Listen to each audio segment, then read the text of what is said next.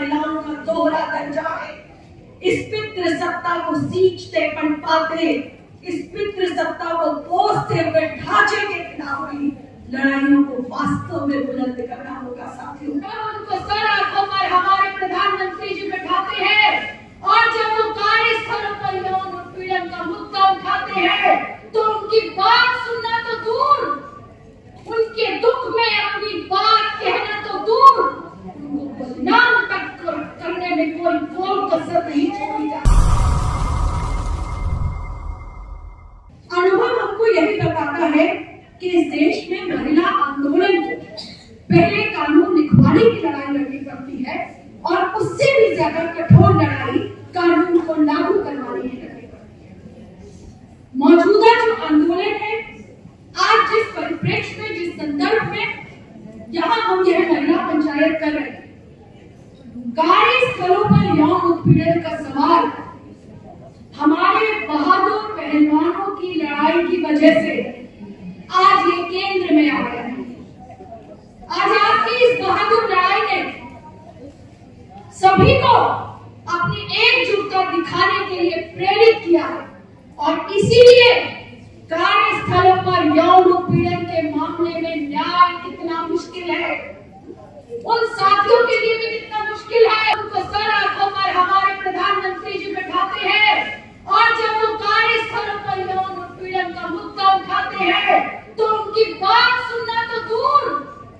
उनके दुख में अपनी बात कहना तो दूर, उनको बदनाम तक करने में कोई कसर नहीं छोड़ी जाती। इस आंदोलन इस बात को साबित कर रहा है। हम ये बात भी रखना चाहते हैं साथियों कि मामला तो यह है कि कब तक हम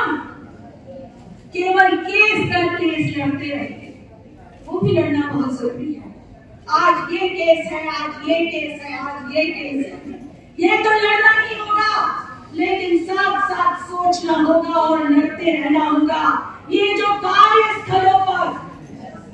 सामंती पितृ सत्तात्मक संस्कृति है जो इस तरह के कारणों, इस तरह के व्यवहार को जन्म देती है और इस पितृ सत्ता की वजह से जो भारत की महिलाओं का दोहरा दर्जा है, इस पितृ सत्ता को सींचते पनपाते, इस पितृ सत्ता को पोसते हुए ढांचे के खिलाफ भी लड़ाइयों को वास्तव में बुलंद करना होगा साथियों। और ये बात कहते हुए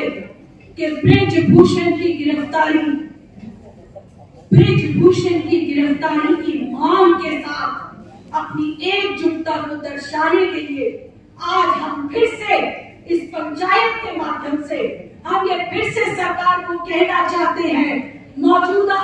ये जो मुहिम है, ये जो बेटी बचाओ बेटी पढ़ाओ के नाम पर सत्ता पर आई है, हम आपको कहना चाहते हैं,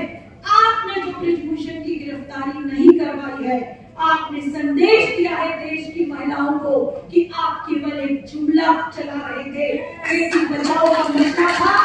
बीजेपी के ये ऐसे बाहुबली आरोपी, बाहुबली लोग, सत्ता में बैठे हुए लोग, जिनके ऊपर जब जब आरोप होगा तो लड़कियों को अपनी रक्षा के लिए इसी तरह से महिला आंदोलन के रूप में निकल कर अपने आप को बचाना होगा, यही मतलब था आपका। और साथियों, अंत में एक बात रखते हुए कि कार्यस्थलों पर यौन उत्पीड़न के मामले में जीत हमेशा ही बहुत मुश्किल रही है। दिल्ली के अंदर हमने कई आंदोलन लड़े और एक बार कि विशाखा जजमेंट के तहत जो बात कही गई थी कि आरोपी का ट्रांसफर करवाया जाएगा, जब भी कोई महिला किसी के ऊपर आरोप लगाएगी, तो मैं याद दिला देना चाहती हूँ साथियों, दिल्ली के अंदर 70,000 स्वास्थ्य कर्मचारियों ने हड़ताल की थी, 10 दिन 15 दिन हड़ताल की थी और जो शिकायतकर्ता महिला थी, 1999 की बात बता रही हूँ मैं, शिकायतकर्ता जो महिला थी वो 14 दिन से भी ज्यादा भूख हड़ताल पर बैठी थी। तब